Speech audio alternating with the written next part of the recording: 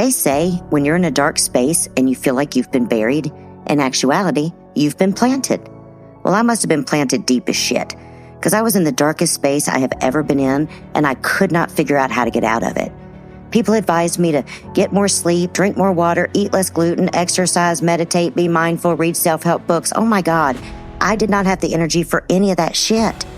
And to be honest, I no longer felt capable. Or at least that's the story that was in my head. And come to find out, I'm one hell of a storyteller. I think we all are. We tell stories from the past to justify the present. We tell stories about the future to somehow prepare ourselves for shit hitting the fan. We all what if. I what if about my money, about my job. I what if about my parenting and my spouse. I will honestly admit I have even what ifed about sex while I was having sex, and y'all know that shit's not sexy. Anywho, if you're a parent, a spouse, a lazy self-helper, an addict, or just plain nosy, this podcast is for you. I'm Amy, and I am all of those things. I spent 30 years listening to other people's stories and watching them dig through and find the truth and then climb out of this darkness. We all have similar stories. And now, I'm going to share the story in my head with you. So join me every Wednesday, the story in my head. You might laugh a little, you might cry a little. I suspect you'll be able to relate. But nonetheless, it will be shameless entertainment. The Story in My Head, Wednesdays, on Apple Podcasts, Spotify, and anywhere else you hear your podcasts.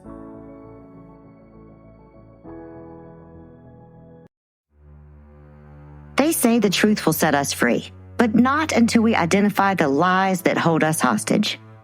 I'm Amy, your host for The Story in My Head, a raw, meandering, unscripted sharing of my thoughts or those of my guests, where we identify the stories, the messages that we tell ourselves that create these lies that we believe, that trap us in darkness and depression, anxiety, fear, negative thinking, self-sabotage, addiction, etc.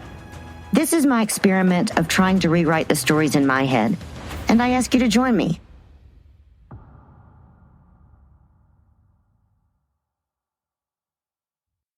We were all born with different gifts, personality traits, talents, and I believe that I was born with the gift of gab. I talk all the time. When I'm not talking, people ask me if I'm okay. And yes, most of the time I am. I'm just thinking, which in effect is talking to myself. And I can't pay attention to the stories in my head without honestly looking at the whole way that I communicate with myself, not just the stories, not just the what if this, what if that, but also the wording that I choose when I'm speaking to myself or somebody else. I believe all of these talents and skills and gifts that we have can be used either to our benefit or maybe to our detriment, depending on the situation. They can be blessings or curses. You know, everything is a double-edged sword. So, for example, my gift of gab has served me well for many, many years. It's the way I made a living and provided for my children. It also got me in trouble in school when I was little and can be really obnoxious and mess up some of my social interactions. So this gift of gab I have in this storytelling that I have going on in my head, when I'm in dark spaces, the way I speak to myself, the way I utilize my gift is really damaging. I say things to myself, both inside and like inward and outwardly, that are extremely insulting and degrading. And a lot of times the things I say are not even true. You know, I believe in the power of the story we tell ourselves. Obviously, I am also sitting here thinking about when I say things out loud, the power that comes with that. When I call myself ridiculous or say, oh my gosh, I had this crazy idea, or oh my gosh, I was being so stupid, or any of these things that I say with, you know, multiple times a day with very little thought. But the thing is, I think it right before I say it, and then I speak it out loud, and I'm also hearing myself. So it's like a triple whammy. I think it, I speak it, I hear it. There's power now in that word, ridiculous, crazy, stupid, lazy, whatever it is that I have just said to myself and the way I've just described to myself. And when I'm in a dark space, the things I say are like, Amy, you're a failure, and Amy, you've missed your mark. You've passed your prime. You've screwed up. There's just no hope. Gosh, you're just really not capable, and you haven't worked out, and now you're fat, and all this time has passed and you've wasted it, and you're just so wasteful. And I just say these things, and sometimes I say them out loud to other people. I mean, I have heard myself recently. Somebody asked me how I was doing, and I'm like, oh, I'm fine. I'm still a little stressed and a little chubby, and I blah, blah, blah, blah, blah. So the story in my head has now bubbled out to this person, and my stress level and my weight was probably not at all part of the story in their head. It is now, because I've put it on the table, and it was unnecessary. And I don't even know why I do that. And I hear other people do it. And as I'm listening to the story in my head, and the what ifs that are negative, and the verbiage that I use that is so insulting, and blah, blah, blah, I'm just kind of stuck. I need to pause for a moment. Because maybe looking at the whole story today is too much. Maybe today I just need to look at the words themselves, the words. I was in elementary school, and I was going to my grandmother's that afternoon, or it's a woman that I referred to as my grandmother. And when I got off the bus, I saw my grandmother standing on the porch with her hands on her hips, and she looked pissed. And I got off the bus, and instead of the usual greeting of, hey, baby, how was your day? How was your sandwich? Blah, blah, blah. It was, young lady, you have something you want to tell me? And I start scanning all of my behaviors from the last 24 or 48 hours. What have I done? I'm also, contemplating what she could possibly have found out about. Because, that's really a solid question we ask ourselves when we think we're in trouble. What does that person know? And before I could even finish scanning, she said, I heard you called your brother a fool. And she was just terribly disappointed. She opened the screen door. She just pointed for me to go in. And as I was walking in the door, she said, I need you to grab the pillow off the bed and meet me on the back porch. I was a child. I did not question authority. I did start crying, because I was thinking to myself, the story in my head was, oh my God, I'm going to have to sleep outside tonight. This is my punishment for calling my brother a fool. I'm going to have to sleep outside tonight. And I went and I got my pillow, and I was very hesitant and reluctant, and I met her on the porch, and she was holding a pair of scissors. And then I was like, oh God, the story went sideways with a quickness, but I watched her cut the top of the pillow off and then hand me the pillow. At the time, I was sleeping on a feather pillow, a real one, the ones that poked you in the face at night as the feathers came through. I loved that pillow. And she handed me this pillow and just gruffly said, shake all the feathers out of it. Get them gone. So I did. And they were piling on the porch, and they were starting to blow off and kind of waft around. And I knew not to look at the feathers. I knew my grandmother was incredibly disappointed. I knew I needed to reflect that same disappointment. So I just looked at my feet, tears streaming down my face. And when I got all the feathers out of the pillowcase, I just kind of slowly looked up at her, and she said, now go out there and pick them all up, put them back in the pillow, and bring it inside, and I'll stitch it back up. And then she just walked inside. She just walked in, just gone. What? So I started picking them up and putting them back in the pillowcase, and I don't know how long I was out there, a long time. The sun was moving across the sky. I'd get distracted by watching them blow around in the wind. I'd probably pick up a frog or two along the way, but I was doing the best I could to grab these feathers and stick them back in. They were mostly out of my reach. I'm 5 foot tall now, so I was probably 2.5 feet tall, maybe 2 feet tall at the time. There was no way in the world I could reach the majority of these things because the wind had picked several up and put them in the trees. There were feathers in this holly bush, and that's pokey. I was not going to get those, and I knew I was going to have to go in and tell my grandmother I couldn't get all the feathers, and then that was going to be yet another disappointment. I mustered up the courage because I had to. I grabbed my pillowcase. I brought it in with maybe 1/10 of the feathers that it originally held. I set it on the kitchen table, and I just started crying. I said, I can't get all the feathers. I can't. there's pokey bushes and they're way up high and I can't get them. My grandmother was holding a cast iron frying pan and she slammed that thing on the oven and that sound resonated throughout the kitchen. And she said, exactly. And those feathers are just like your words. Once they are out there, you can never get them back. So in my dark space, I'm thinking through the way I speak to myself and the horrible things. I'm ugly and I'm fat and I'm old and I'm crotchety and I'm depressed and I'm anxious and like all these things that I say on the daily, sometimes out loud. They're in there.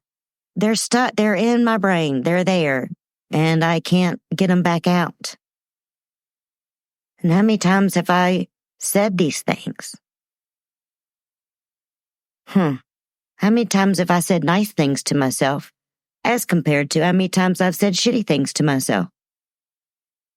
I suspect if there's more positive things in the brain, I will have a more positive outlook.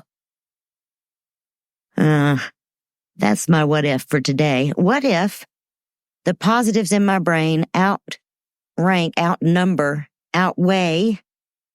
the negatives? And I think it's possible that our brains are programmed to really pay a lot of attention to the negatives because it's how we keep ourselves safe, which means I'm going to need a whole lot more positives in number to outweigh the effects, the weight of the negatives.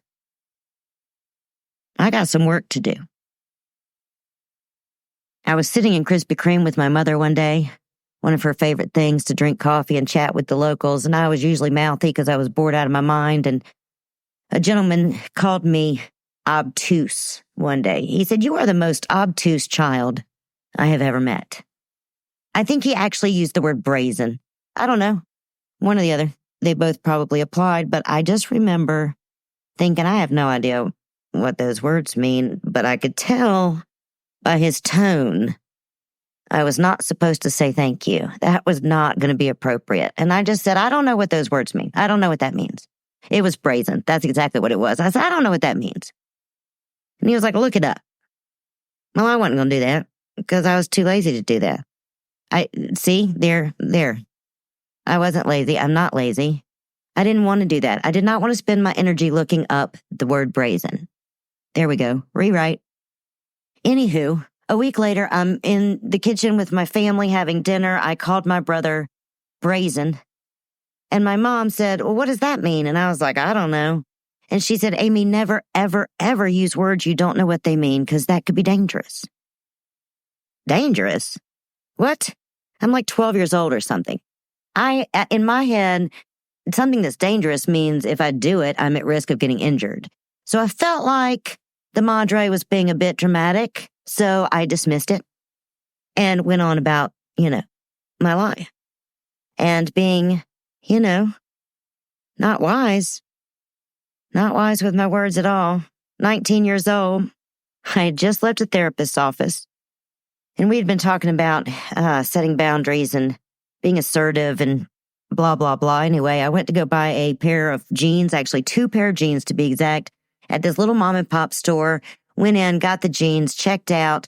The lady folded them up, slid them across the counter to me. And I was like, ma'am, can I please have a bag? And she goes, we try not to use bags unless it's necessary. Yeah, that's my imitation of her.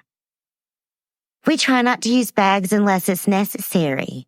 And I was like, well, I appreciate that, but I'd like to have a bag. And she said, let me repeat myself. We do not give away bags unless it's necessary, and you only have 2 pair of jeans. Oh my God. Okay. So I don't know exactly what the hell my therapist was talking about boundaries and whatnots, but the assertive part, what I was hearing in my head in that moment was, stick up for yourself, Amy, stick up for yourself. And this woman was smirk and had a tone, and I didn't care for that. And I just blurted out, I need a damn bag. And she goes, ma'am, there is no need for obscenities. To which I responded quickly and loudly, I don't even know what the fuck that word means. I'm just saying I need a damn bag. Well, as I'm being escorted out of the store by security, a man that I didn't know was there. I don't even know if he was security. I don't know. He could have been a patron for all I know. But as I'm standing in the parking lot realizing I've been escorted out of the store, I have embarrassed myself. I have had this verbal altercation with this woman, and she's used this 50-cent word that I don't care for. I don't know what it is. I felt disrespected.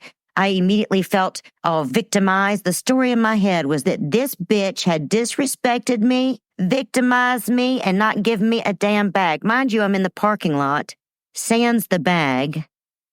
I am impressed that I even have the jeans after the way I've acted. And I was like, what in the hell? I called my mom. I was like, Mom, here's the deal. This is what happened. She thought that shit was hysterical. Not I. No, I was very frustrated. I was irritated. I was not feeling at all comedic at the time, okay? And after my mom got done laughing at me, she said to me, Amy, obscenities are curse words. And then I replayed the whole thing back in my head, and I was like, oh, yeah. She's like, Amy, you remember how I told you your entire life to watch your words because your words could be dangerous? You could have just gotten yourself in a mess right there with your words. Touche, madre. Touche. I don't know about you, but it takes me a long time to learn a lesson.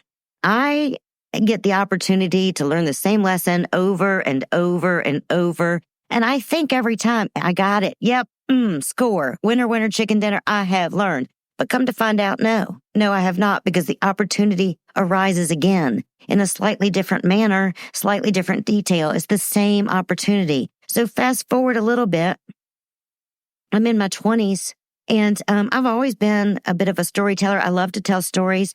And, the more exaggerated they are, the more animated, the more dramatic, the more comedic they are, the more of an impression they make. And I was basically running around as though my entire life was a story, and I did not pay much attention to exaggerations and dramatizations, and I certainly did not think that these things were dangerous. Well, come to find out, a very, very dear friend of mine, she disagreed.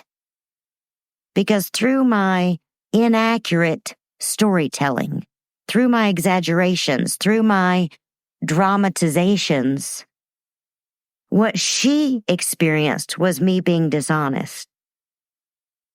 And it happened so often and so frequent that she came to a place that she could no longer trust me. And this was the very first time I knew my words were valuable. I knew they were important. I knew that you could get yourself into a hot mess with them.